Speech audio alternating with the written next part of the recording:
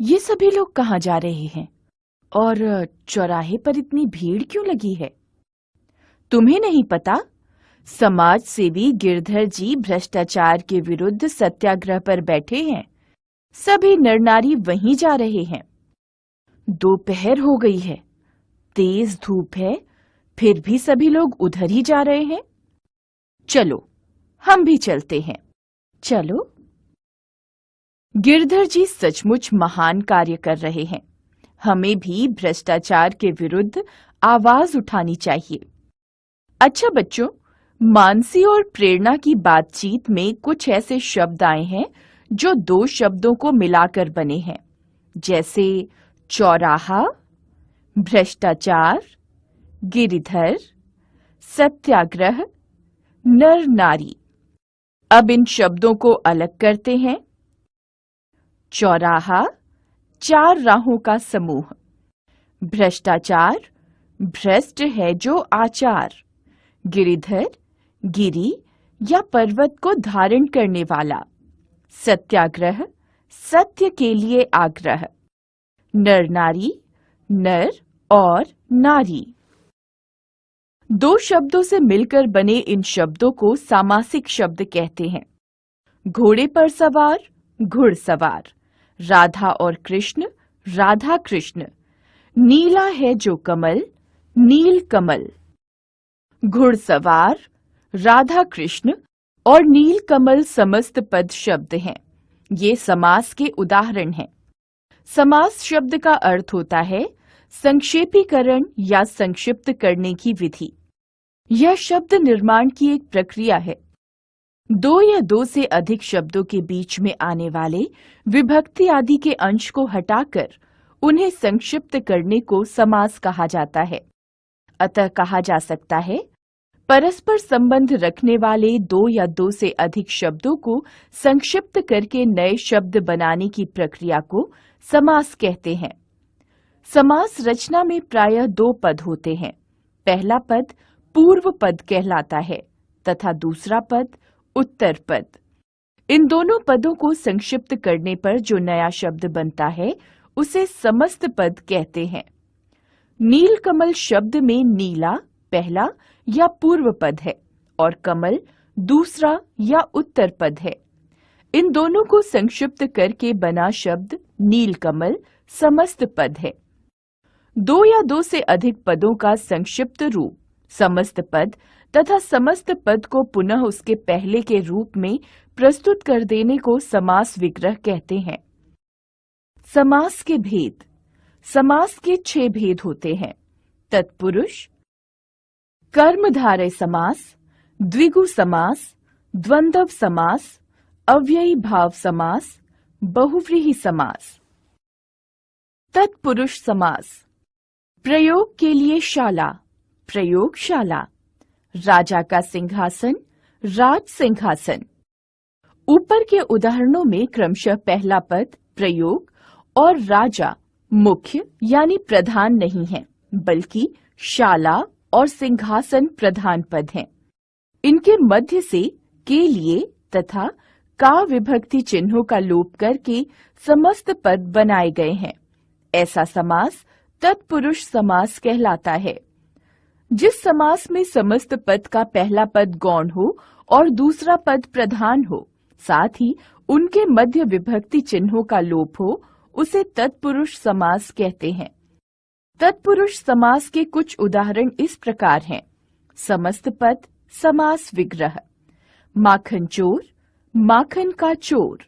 यश प्राप्त, यश को प्राप्त। हस्तलिखित, हाथ से लिखित। अकाल पीड़ित, अकाल से पीड़ित। तुलसीकृत, तुलसी द्वारा कृत। मार्ग व्यय, मार्ग के लिए व्यय।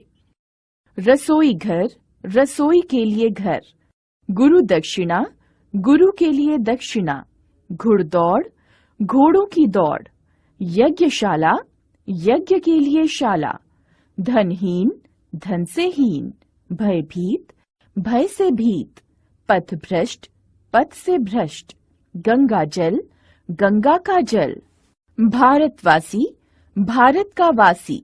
राजकुमार, राजा का कुमार। आनंद मग्न, आनंद में मग्न। वनवास, वन में वास। घुड़सवार, घोड़े पर सवार। आप बीती, आप कर्मधारय समास।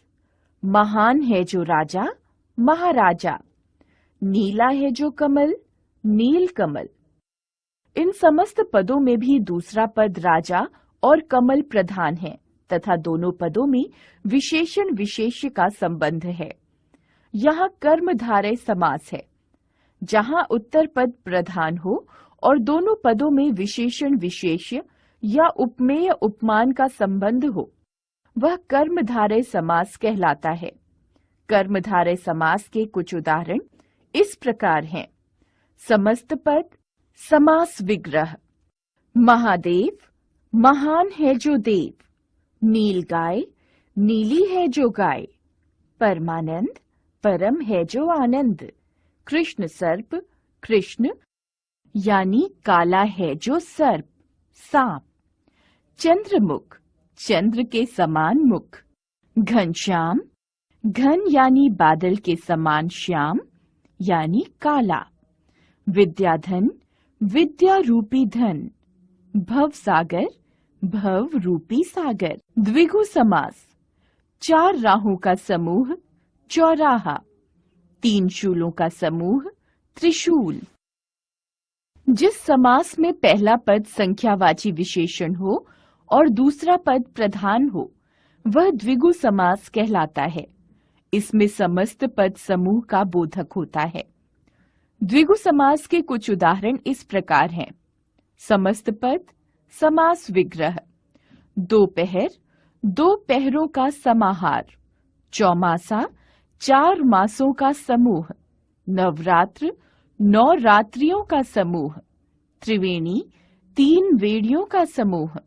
नवरत्न, 9 रत्नों का समूह। पंचवटी, 5 वटों का समूह। शताब्दी, 100 अब्दों या वर्षों का समूह। द्वंद्व समास, सीता और राम, सीताराम। धूप और दीप, धूप दीप। सीता राम और धूप दीप समस्त पदों के पूर्व और उत्तर दोनों पद प्रधान हैं, अतः यहाँ द्वंद्व समास है। द्वंद्व समास का विग्रह करने पर दोनों पदों के बीच और, या अथवा में से किसी एक का प्रयोग होता है। जिस समास में दोनों पद प्रधान होते हैं वह द्वंद्व समास कहलाता है। द्वंद्व समास के कुछ उदाहरण इस प्रकार हैं। समस्त पद, समास विग्रह। माता पिता, माता और पिता। राधा कृष्ण, राधा और कृष्ण। दिन रात, दिन और रात। गंगा यमुना, गंगा और यमुना। राजा रंग, राजा और रंग। पाप पुण्य, पाप और पुण्य। खरा खोटा, खरा या खोटा। गुण दोष, गुण अथवा दोष।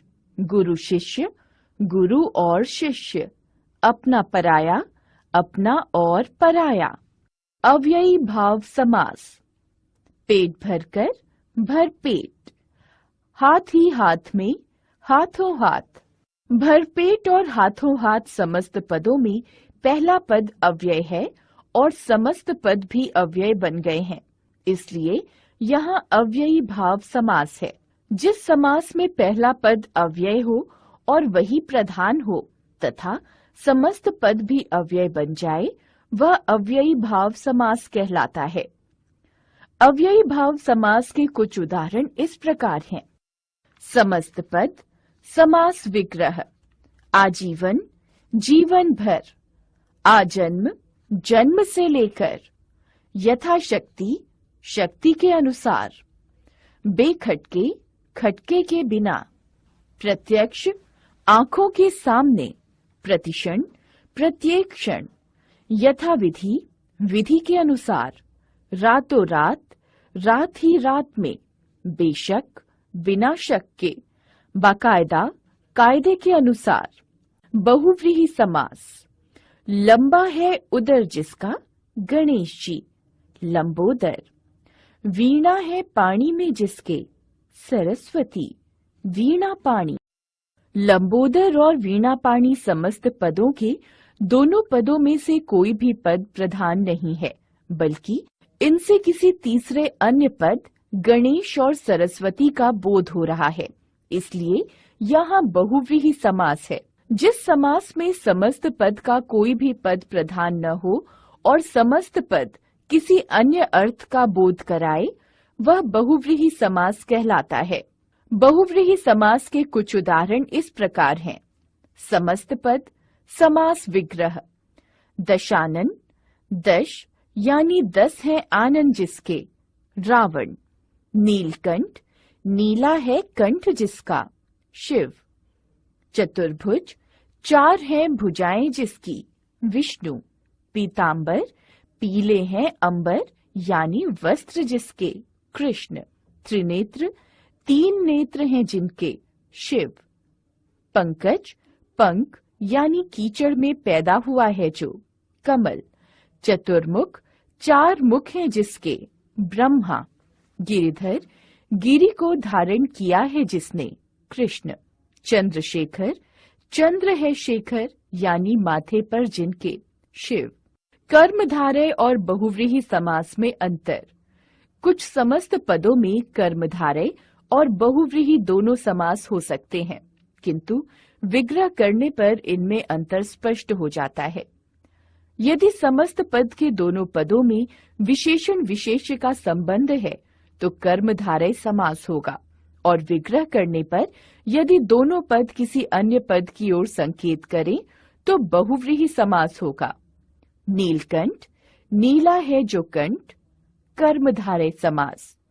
नीला है कंठ जिसका, शिव, बहुव्रीहि समास। पीतांबर, पीला अंबर, कर्मधारय समास।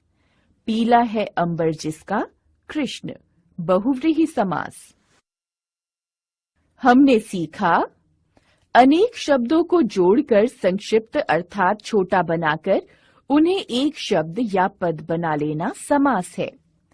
समास से बना शब्द समस्त पद कहलाता है। समस्त पद को विस्तार देकर उसे पहली दशा में ले आना समास विग्रह कहलाता है। समास के 6 भेद हैं: तत्पुरुष, कर्मधारय, द्विगु, द्वंद्व, अव्ययी भाव और बहुव्रीहि।